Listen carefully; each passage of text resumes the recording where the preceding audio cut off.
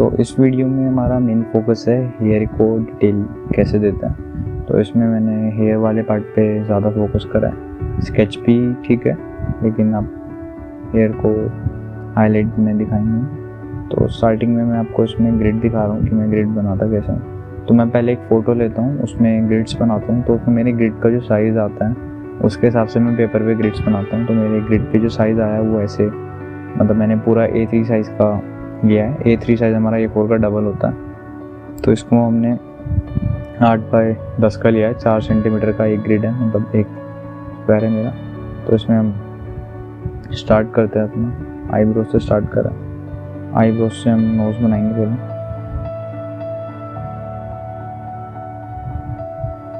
मैंने कोशिश करी कि मैं हर ग्रिड में कुछ डिफरेंट वे में स्टार्ट करूँ स्केचेस, ताकि आपको ये ना लगे कि कोई पर्टिकुलर रूल्स होता है। लेकिन आप स्टार्ट आप ये मतलब किसी भी एंगल से कर सकते हो, बस आपको मैच करना होता है। तो मैं कंटिन्यूसली लैपटॉप से देख के बना रहा हूँ स्केच।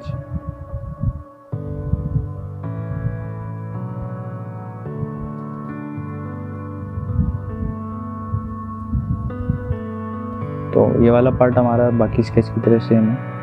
तो इसमें आपको बस लेआउट बनाना। तो मैं ये फास्ट फॉरवर्ड कर देता हूँ, मतलब कंटिन्यूस चलेगा, आप देख लो।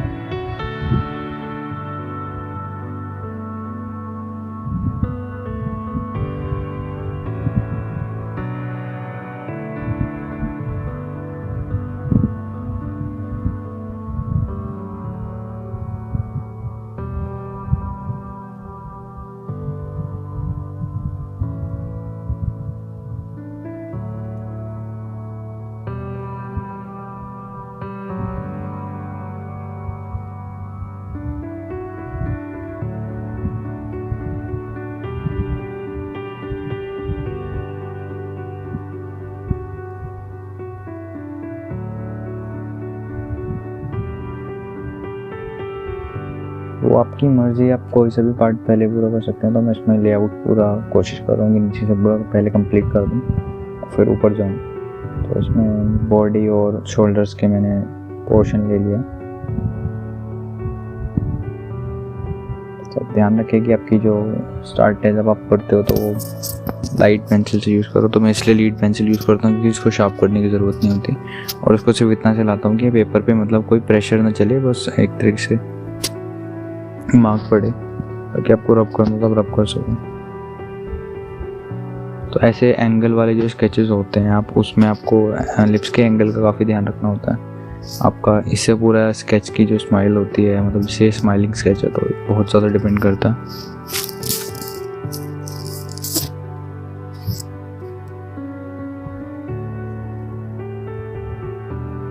मैंने अपसाइड डाउन करके आपको शो करने की कोशिश करी है ताकि आपको इसमें दिख जाए।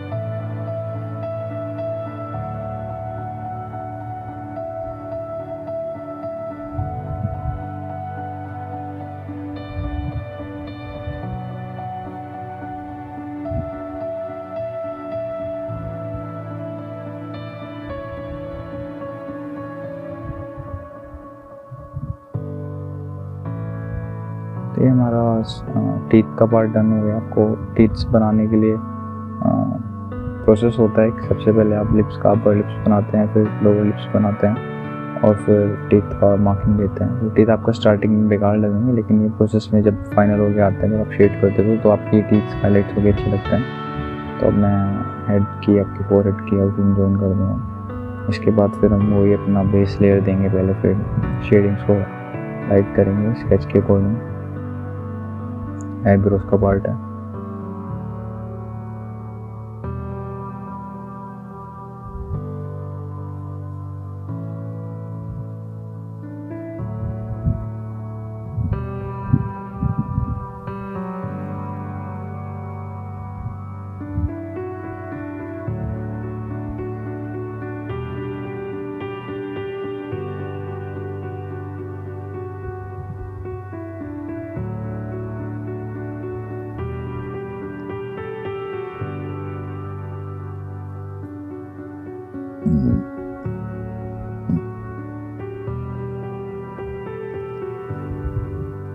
तो जैसे आपको दिख रहा है कि मतलब मैं इरेज कर देता हूँ, मेरे को लग रहा था कि मेरी जो आइस का एंगल है वो दूसरी वाली आइस से मैच नहीं हो रहा। तो आपको लगता है तो आप स्टार्टिंग में लाइट इसलिए यूज़ करते हैं ताकि आप इरेज करके उसको सही कर सकें। अगर आपको लगता है कि आपका लेआउट चाहिए तो आप उसको डार्क करना शुरू कर दो, ताकि फिर वो उसके फीचर्स चेंज ना हो जाए। जो हमारा हेयर्स का पार्ट है, मोस्टली पहले अपने हेयर्स के जितने भी स्ट्रोक्स हैं उनको पहले आउट कर लेंगे, ताकि उनको फिर बाद में शेड करने में दिक्कत ना हो।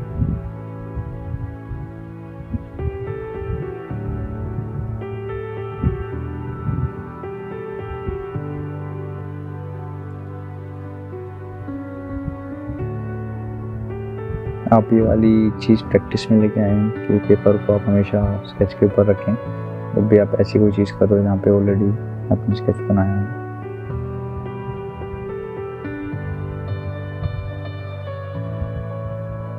तो ये वाला स्केच मैंने डिटेल रखने की कोशिश करी, तो ये थोड़ा लंबा जाएगा, बट आपको उससे काफ़ी ज़्यादा हेल्प मिलेगी प्रॉपर स्केच में कितना और प्रोसेस का टाइम लगता है। तो स्केच में ये बड़ा स्केच था A3 का, तो मेरे को लगभग ऐसे 2.5 से 3 घंटे लगे। तो आपका जो हेयर्स का पार्ट होता है, जो इसमें नीचे जो इसकी जो इसको चोटी बोलते हैं, ये काफ़ी ज़्यादा डिटेल दे सकते हो। एंड मैं आपको दिखाऊंगा कि आप उसको हाईलाइट करके कैसे दे सकते हो। तो आपको स्ट्रोक्स का ध्यान रखना है। हेयर्स में आप एक लाइन बाय लाइक एक डायरेक्शन में स्ट्रोक चलाओगे, आप दोनों डायरेक्शन में चलाओगे तो वो अजीब लगेगा। तो जैसे जैसे आपको इमेज में जो मतलब गिवन स्केच है उसमें दिख रहे हैं स्ट्रोक्स, आप ऐसे फिर स्ट्रोक चलाओ और फिर शेड भी आप उसी हिसाब से चलाओ। जब आप स्मूथ करोगे, ब्लेंड करोगे उसको ब्रश से, आप एक ही डायरेक्शन में चलाओगे तो वो हेयर्स का जो लुक होता है वो काफ़ी सही आता है।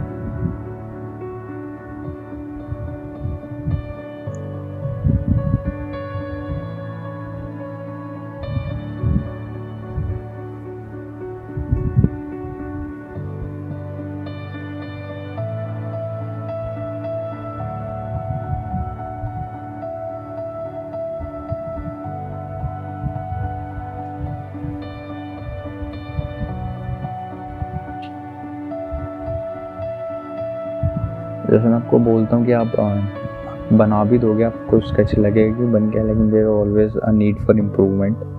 तो आप थोड़े थोड़े टाइम बाद स्केच को एक बार आप ऑब्जर्व करते रहो कि पार्ट मेरा गलत हो रहा है। तो आप ऑब्जर्व तभी कर पाओगे जब आप स्केच को पहले पूरा लेआउट बना लोगे, फिर आप देखोगे लेआउट से मेरा कौन सा पार्ट आउट हो रहा है। आउट का मतलब होता है कि कौन सा पार्ट मेरा गलत हो रहा है। तो आप देखते हो तो उसको सही कर दो। इनिशियल फेज में सही करना ईजी होता है, बाद में उसको सही करने जाओगे तो उसमें मतलब ज़्यादा एफर्ट्स लगते हैं और वो मार्क भी हो जाता है, फिर वो उतना अच्छा नहीं दिखता। तो मैंने इसमें इसकी एक लेफ्ट आई सही करी थी और मैं उसका जो नीचे का पोर्शन था वो सही करा था। तो ये ऑब्जर्व वाली चीज़ आप दो तरीके से कर सकते हो। या तो आप ब्रेक लेके स्केच को करो कि आप 1 घंटा बनाओ, आधे घंटे का ब्रेक लो, फिर आप और कोई काम करो, फिर स्केच बनाओ। स्टार्टिंग में मैं ऐसे करता था क्योंकि मेरे से कंटिन्यूस बैठ के स्केच बनते नहीं थे, तो मैं फिर ऐसे 2 घंटे स्केच करके फिर और कोई काम कर लेता था। फिर जब वापस आके करता था तो मेरे को ऐसे डिफरेंस आउट दिख जाता था कि क्या चीज़ गलत हो रही है। या आप क्या करो कि आप जो जितना भी आपने स्केच बना लिया है, आप उस स्केच को फ़ोटो खींचो और जो आपका ओरिजिनल स्केच है उसका आप एक कॉलेज बना लो। कॉलेज बनाने के बाद आप जो डिफरेंस होता है वो आपको ईजिली दिख जाता है। तो जब आपका लेआउट बन जाए तो आपको बस सीधा अपनी डार्क शीट से उसको आउट कर देना पेंसिल्स को।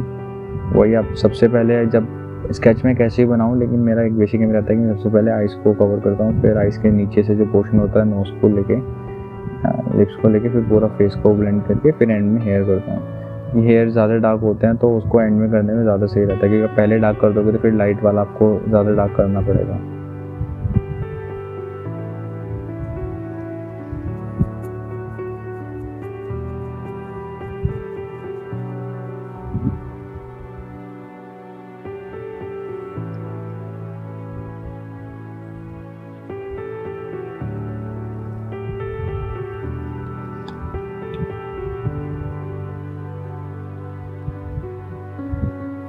तो अभी बेस लेयर हम स्केच में दे रहे हैं एचपी से।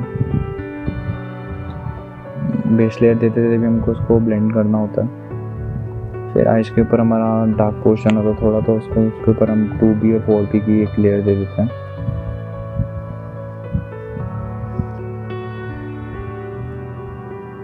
आईब्रोज में आप डायरेक्ट 8B या 10B ले सकते हो, आपको फ्रीली होता है।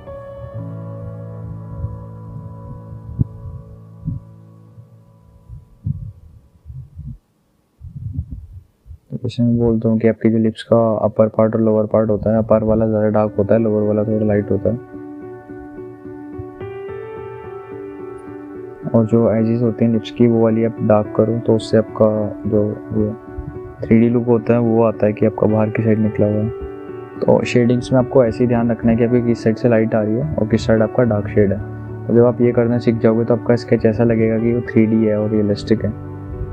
वरना आपका शेडिंग्स आप नहीं दोगे तो स्केच आपका प्लेन लगेगा, काफ़ी ज़्यादा फ्लैट टाइप लगेगा और वो खाली ऐसा लगेगा कि आपने लेआउट बना दिया है। तो शेड करना शुरू में डिफ़िकल्ट लगता है, लेकिन जब आप शेड करना आ जाएगा तो आप उसको पसंद करोगे और आप करना चाहोगे।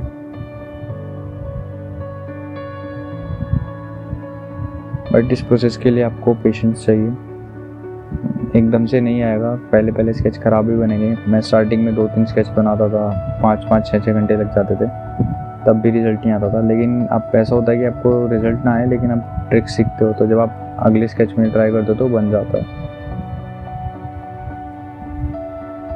मेन एम आप अपनी लर्निंग पे रखो। अगर स्केच बन रहे हैं थोड़े से भी तो भी काफ़ी बेटर है। कि जब मैंने स्टार्ट करा था तब कुछ भी नहीं मैच होता था, मैं सिर्फ करना चाहता था। फिर लेकिन धीरे धीरे करते करते थोड़े टिप्स सीखे, स्किल्स सीखी, जब गेन करी फिर स्केचेस बनने लग गए।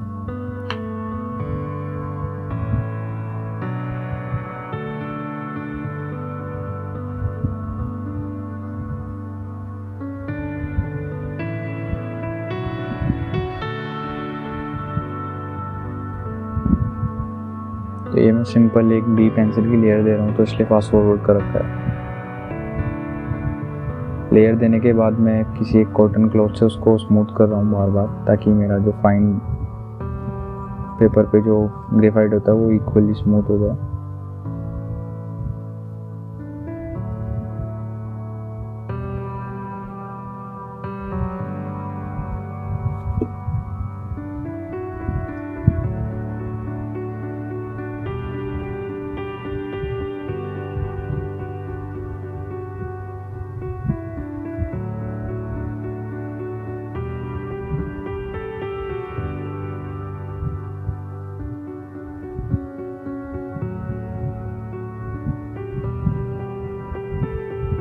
तो इस वाले जो फोटो में आपका ये देखोगे आप राइट साइड थोड़ा डार्क पोर्शन है और लेफ्ट साइड में आपकी लाइट पड़ रही है।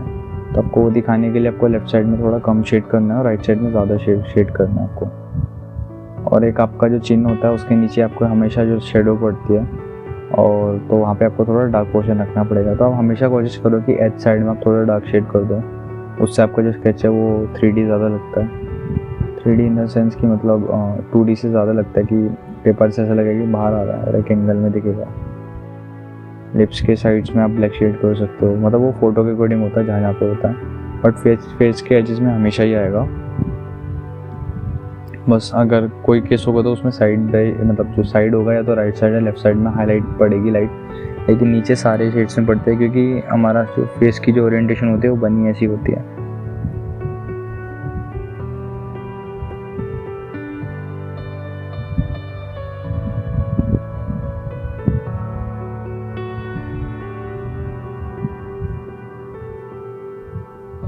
तो आपको इसमें जो शेडिंग के स्ट्रोक्स होते हैं जहाँ पे आपको हाईलाइट होता है तो वो भी आपको देख के चलाने पड़ते हैं किस डायरेक्शन में है। ऐसा नहीं कि आप एक बार राइट से लेफ़्ट कर दो फिर लेफ़्ट से राइट कर दो, एक ही डायरेक्शन पकड़ो स्ट्रोक्स की और उन्हीं को फॉलो करो। उससे आपका जो स्केच होता है वो अलग वे में आपको दिखेगा। जब आपको रियलिस्टिक बनाना शुरू करोगे तो आपकी आइज़ का अलग से आगे दिखेगा। अगर आप एक अनइवन स्केच मारोगे तो वो आपका स्केच फ्लैट दिखेगा। फिर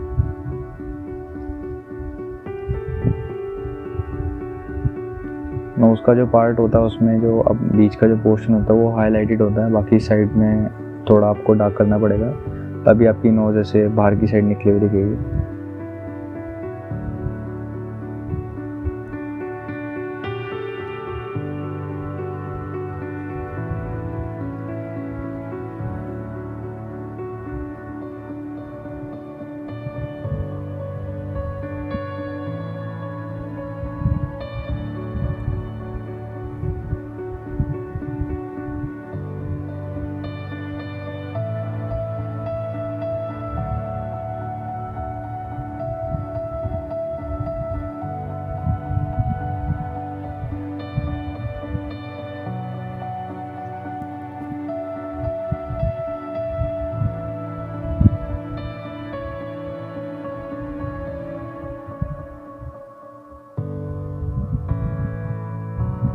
अभी मैं डार्कर शेड्स को आउट कर रहा हूँ पहले जहाँ यहाँ पे मेरे फेस में डार्क टोन्स हैं।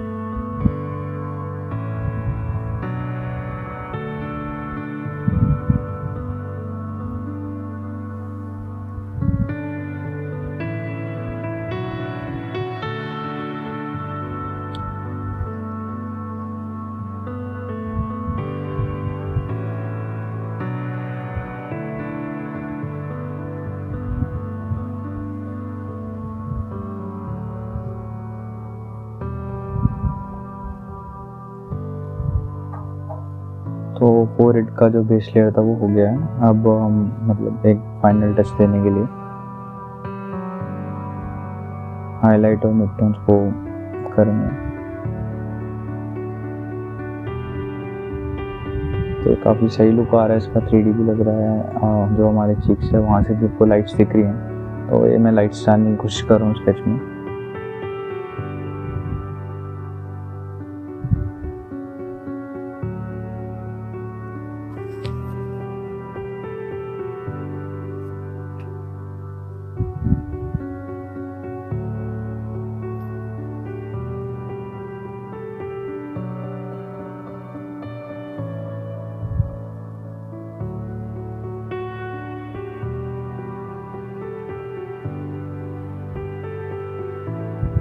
ये ईयर का पार्ट है। ईयर के पार्ट में आपको हाईलाइटिंग की ज़रूरत होती है, इसलिए बन जाता है।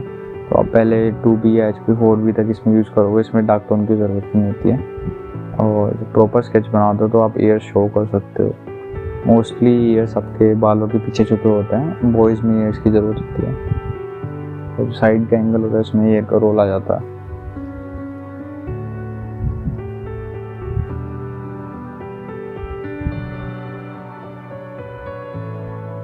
हेयर्स के लिए आपको पेंसिल अपनी शार्प रखनी पड़ेगी पूरी।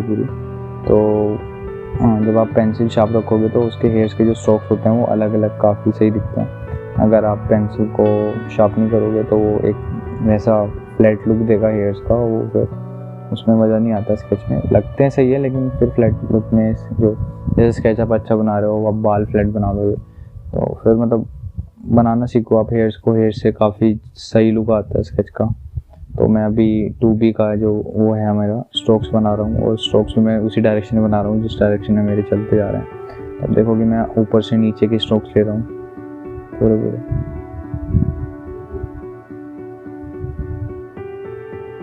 तो अब उसके बाद मैं डार्क टोन्स जो है मेरी उनके भी सेम स्ट्रोक्स बनाऊँगा। तो जब मेरी पेंसिल हेयर के बीच में ही अगर मेरी शार्प नहीं है तो मैं उसको रुक के शार्प करता हूँ पूरा।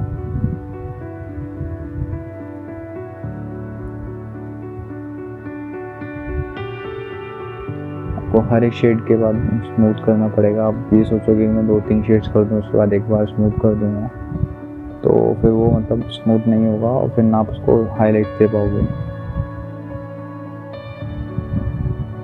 तो अभी आपको सेम प्रोसेस रिपीट करना है।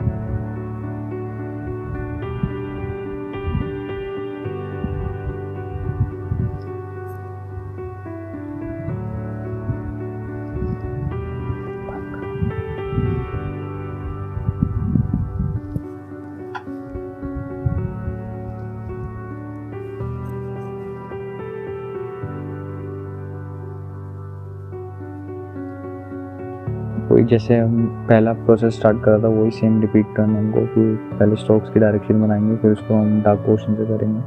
जहाँ पे हमारी लाइट्स पड़ती है उस वाले पोर्शन को हम ब्लैंक छोड़ देंगे। ब्लैंक इन द सेंस आप उसमें डार्क टोन यूज़ नहीं करोगे, लाइट सेंसर से आप बना सकते हो।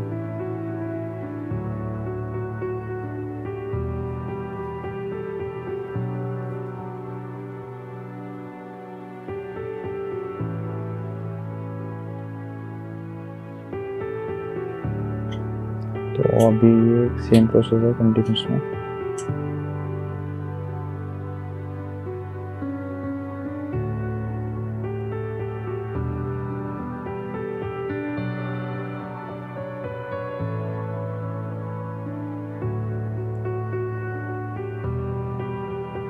इसमें आपको दिख गया होगा कि स्ट्रोक्स कैसे बनाने हैं, लाइट्स कैसे डालनी है, हाईलाइट्स कैसे शो करनी है, और डार्क पोर्शन को हमको कैसे आउट करना है, और लाइट वाले को हमको भी कैसे आउट करना है। तो प्रोसेस बाय प्रोसेस चलो तो ऐसे लुक हेयर की आ सकता है।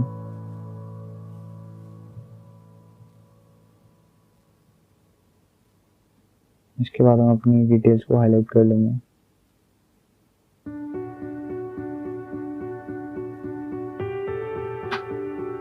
तो जो हमारी नीचे वाले जो हेयर्स हैं इनको आप ध्यान से देखना कि कैसे हो रहा है, काफ़ी सही लुक देता है। तो उसमें जहाँ जहाँ पे हमारी हाईलाइट्स होती है वो होती है कि हमारी जहाँ पे जो नोट होती है वहाँ पे स्टार्ट हो रही है, जहाँ पे एंड हो रही है। तो आपको स्टार्टिंग और एंड में डार्क रखना होता है और बीच में लाइट रखना होता है।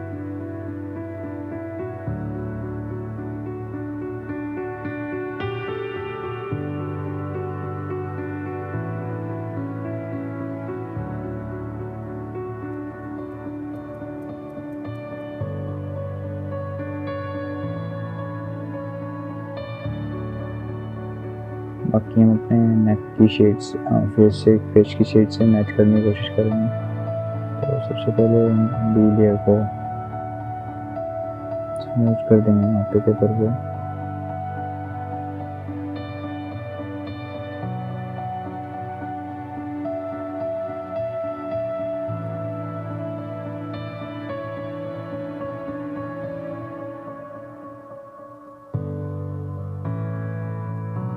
एंड में हम अपनी हाईलाइट स्ट्रोक डाल देंगे। तो स्केच हमारा ऐसे फाइनल रिजल्ट में काफ़ी सही बन के आया। तो इसकी भी एक्सरसाइज फाइल में डाल दूँ। आपको ये वाला स्केच ट्राई करना, आप ये वाला कर लेना। आपको स्केच ट्राई करना है तो आप अपने किसी फ्रेंड के ट्राई कर सकते हैं, किसी सेलिब्रिटी की ट्राई कर सकते हैं, क्योंकि वो आपका कॉमन फेस होता है, आपको पता होता है। तो जब अपने कॉमन फेस का या किसी भी नॉन पर्सन का स्केच बनाते हो तो आप उसमें खुद से सही करते हो, क्योंकि आपको पता होता है कि फीचर उसके कैसे लग रहे हैं। क्योंकि आप अननोन की फ़ोटो बनाओगे तो अपने आप एक फ़ोटो में वो डिफरेंट हो सकता है, दूसरे फ़ोटो में डिफरेंट हो सकता है। तो आप कोशिश करो कि आप जिनको जानते हो या जो कैरेक्टर आपको पसंद हो आप उनकी स्केच बनाओ। बाकी स्केचिंग मोस्टली ऐसे ही शुरू होती है, प्रोसेस होता है आप बनाओ। जब आप काफ़ी स्केच कर लोगे तो फिर आपको सोचना भी नहीं पड़ेगा कि आप क्या कर रहे हो, कैसे कर रहे हो। तो बस इस कोर्स में इतना ही। अब इसके बाद मेरा एक एडवांस कोर्स है जिसमें मैं चारकोल की ड्राइंग सिखाता हूँ और रियलिस्टिक से हाइपर रियलिज्म पे कैसे जाते हैं। तो ये बेसिक स्टार्ट करने के लिए सही होता है, स्केचेस कैसे बनाने हैं। स्केचेस के अलावा भी कोई जो प्रोसेस होता है किसी भी चीज़ को बनाने का, कैसे स्टार्ट करते हैं, इस कोर्स में मैंने इन स्केचेस के थ्रू यही समझाने की कोशिश करी थी। तो होप यू लाइक इट। और मेरा एक चैनल है अनएम्प्लॉयड इंजीनियर के नाम पे, जिसमें मैं अपने सारे स्केचेस डालता रहता हूँ। तो आप उस वाली कम्युनिटी से जुड़ सकते हो। Okay, thank you for taking the course. Hope आप इस कोर्स से सीख पाएँ। और मेरे को मेल आईडी मैं प्रोवाइड कर दूँगा, जहाँ पे आप मेरे को जो भी ट्राई करोगे, आपको कुछ हेल्प चाहिए होगी, फीडबैक चाहिए होगा तो आई एम अवेलेबल। तो मैं पक्का आपको फीडबैक्स दूँगा। आप अपने स्केच मेरे को सेंड करना, मैं आपको बताऊँगा कि कहाँ पे आपको इम्प्रूव कर सकते हो। इम्प्रूवमेंट की ज़रूरत नहीं होगी तो like you will get appreciation from my side and I will like put, अगर आपने कुछ अच्छा स्केच बनाया तो I will put on my insta and tag your ID. So आप ट्राई ज़रूर करें स्केच को, खाली देखने से तो आपको समझ में आएगा कि ऐसे बन रहे हैं। बट जब आप बनाने बैठोगे तो उसमें गलतियाँ होंगी, क्योंकि मैं एक्सपीरियंस से बोल रहा हूँ कि जब मैं स्केच बनाता था तो मेरे को पता भी नहीं लगता था, लेकिन जब आप जितने ज़्यादा स्केच बनाओगे आपको उतना ज़्यादा आइडिया हो जाएगा उस चीज़ का कि क्या है कैसे है। तो सारी चीज़ें मैंने दिखाने की कोशिश करी है। तो आप जहाँ पे भी आपको लगता है जैसे आप कोई हेयर स्टार्ट कर रहे हो तो आप ये वीडियो दोबारा स्टार्ट कर सकते हो। हेयर वाले पार्ट को आपको लग रहा है कि आपको स्किन का टेक्सचर बनाना है या आइज़ बनानी है, तो आप किसी भी स्केच का आइज़ वाला पार्ट स्टार्ट कर दो, तो सबको हेल्प मिलेगी कैसे वाला प्रोसेस में चलना है। तो ऐसे आप अपनी स्किल्स को इम्प्रूव कर सकते हो। तो I hope this course will help you out. Okay, bye bye.